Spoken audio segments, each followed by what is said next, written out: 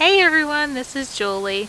I am taking a walk around looking to see what's blooming and checking on a few things that's already popping up around the garden. First, my yellow irises opened up and I want to get you seeing them, and then I'll show you some other things that are popping up that the kids and I have been working on and you've seen in previous videos, just so you can see how they're coming along. Here we go. This one's just popping open. It's going to be a beautiful yellow. It's got lots of pretty blooms going to be on here. And then I noticed today that these ones that haven't done anything are this real deep purple. And these are bearded irises. I don't know if I told you that before. And you'll be able to tell a little bit more on these other yellow ones. But this is going to be a purple. It's got just a little bit of a tint of purple to it. So they'll be probably the next week or so start seeing some of these opening up. This one, since it's already got this much, I'm going to say by the end of the weekend I'll be able to see this opened up and show you guys in the next video. Here's another one that's coming. I was talking to my son and said, now that I know what colors these are, I'm probably going to move them around a little bit and make more of a, so they're not just random, but more of a pattern. But see how these opened? Look at their fuzz. This is what makes them the bearded kind, because they come down like this. And they got lots of beautiful flowers on them. It's fun driving down the road and coming up to the house and you can see them because they're so bright up against this darker background of the deck.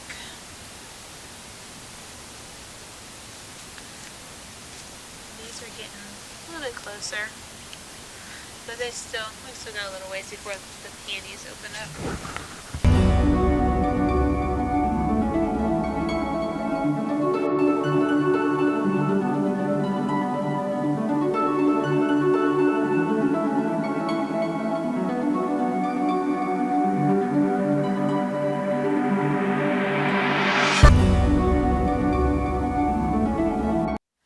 So the other day I was on the phone with a relative and we were talking about rhubarb. She never knows when is the appropriate time to cut her rhubarb. She's had the plant for about 5 years now. So I thought I'd go ahead and do a run through real quick with you guys and tell her what I was learning and sharing with her. So the first thing is, if your rhubarb starts to flower, you're going to want to go ahead and cut that, because the rhubarb that goes to flower, or any plant for that matter, once it's going to flower, it's going to seed, which means it's putting all of its energy into producing more seeds, because the purpose of a plant is to be able to reproduce for future plants. So I don't need more plants and I want more rhubarb, so you can chop that off. And you are going to have a little bit of a hole from when you chop it in the stem, and it's going to be hollow, but it's not going to hurt the plant, so you'll be okay.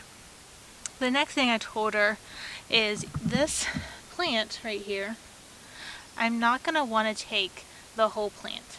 If you take the whole plant, you're going to end up hurting it and it's not going to grow anymore. You're going to end up, pretty much you're going to kill it. So at the most, you'll want to take half of your rhubarb plant at a time and then let it get a chance to start growing some new shoots and growing some new leaves and stems for you. Then you can come back through and cut it. So I'm going to show you guys how I do that. It's really not hard. And don't forget, number one, whenever you cut this, to get rid of your leaves right away, because they're poisonous and you don't want to have to worry about that. Alright, so seeing how big these leaves are, you can tell that these are older. They would have been like the first growth of the season. So I'm definitely taking these ones today. And all I'm doing is I have a knife, and you can even use scissors. But you're going to go almost to the end at the base of your plant and cut it. Now I've seen where you can like just break it, but I think that causes more damage and you end up losing more of your rhubarb. And so I just use scissors or a knife to cut it. Alright, so here it is. I've cut it, and I'm going to get this right here and just go right where the end of my stem is and cut cut that. This is okay. This did this because my rhubarb stem is older, and so it's going to be a little bit more stringy, and it's going to want to do that. Where if I had a younger one that wasn't quite as big, which younger would have smaller leaves also, it won't do this. But it's not going to hurt anything. I just, whenever you go to cut it inside, if it seems like it's not cutting real nicely, which I think is okay still, yeah. If it doesn't cut real nicely, then it's probably too old, because when you go to cut it, you'll know if it's like woody. If it's woody, it's probably too old, and you can still eat it. It's just not going to be as flavorful. It's not going to hurt nothing. And sometimes what I do with these is I just pull them off and just get rid of them, and then you don't have to worry about it, and then they're done. And the rest of this is all still good and healthy and easy to cook with, whatever you choose to do. So I'm going to show you where I cut it, so you can see it was a few inches off of the base that I cut the stem. So here is the base of my stem. Don't mind the weed. I'll pull that out. There we go. And see this right here? This is where I had a bloom coming. And this is kind of old, but this is that would be your flower. That would have been on top of this bloom. It would be real tall, and it would come above your leaves here, come real tall, and have a flower set on it.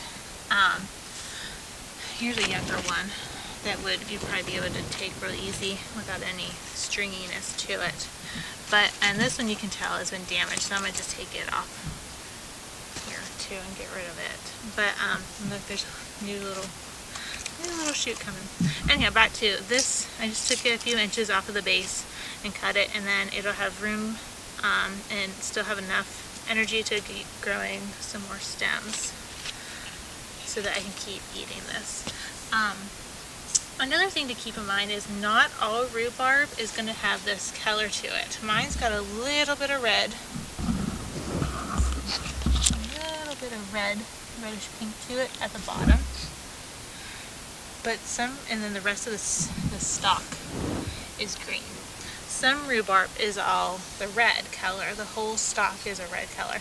It just depends on what your variety is. I'm not sure what the type of rhubarb this is. I can't tell you. I could look it up, I guess, and tell you what variety I think it is. But rhubarb comes in different ones.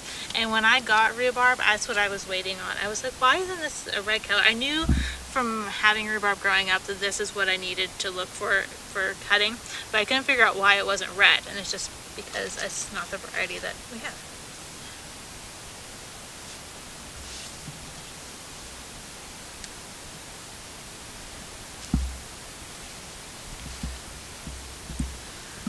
Let's cut that down here, and it came right off. And then we just get rid of it because it's old.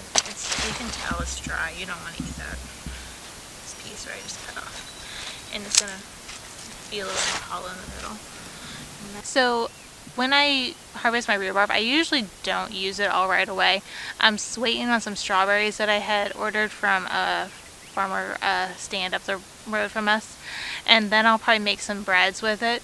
So while I'm waiting and I'm harvesting my rhubarb, I am just going to go ahead and cut it and freeze it. You don't have to blanch it, you don't have to do any of that to it. Just wash it, cut it in the size you like, and freeze it until you're ready to use it, which is really handy for if you want it over winter, or if you want to harvest a bunch but you only have, like I do, one plant, so I can only harvest so much of my plant so that I won't kill it.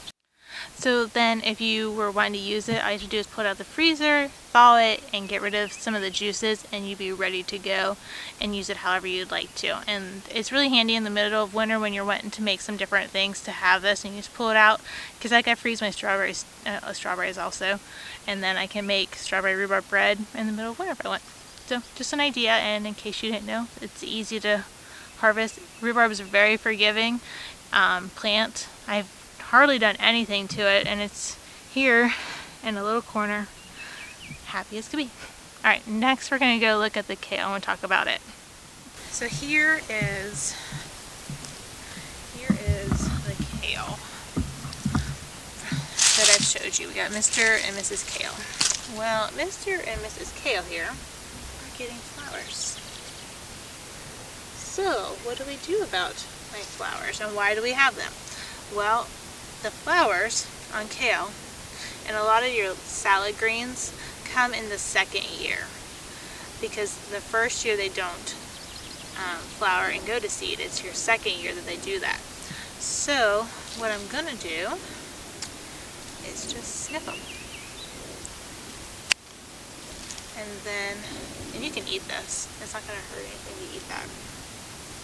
But by doing that, now my plant is going to start putting more energy towards the leaves, and you can tell that from this kale. I had done it last week, and you can see where it's got more growth to it, and not so much this long curly looking that's thinner. And then that way I'll be able to harvest this. I think I'm going to make kale chips out of it. So I was talking to a friend today about kale, and he was saying how he really doesn't care for kale and salad. And I'm like, well, have you ever had like kale chips or put it in a smoothie? And he said no. And I said, that's the way to go, is to have it in a different form and to hide it, because the nutrients is so good that you don't want to miss out on that just because you don't like it raw. And actually I was reading where kale is one of the ones that's better to have it a little bit wilted anyhow, a little bit cooked. Alright guys, I'm going to get off of here. We're going to go have dinner and go on a gator ride and see what's popping up. The weather's finally straightened up and getting a little bit warmer, so I'm sure we're going to find lots of new things popping up around the farm. Have a good one, and we'll talk soon. Bye now. Bye now. See you next time.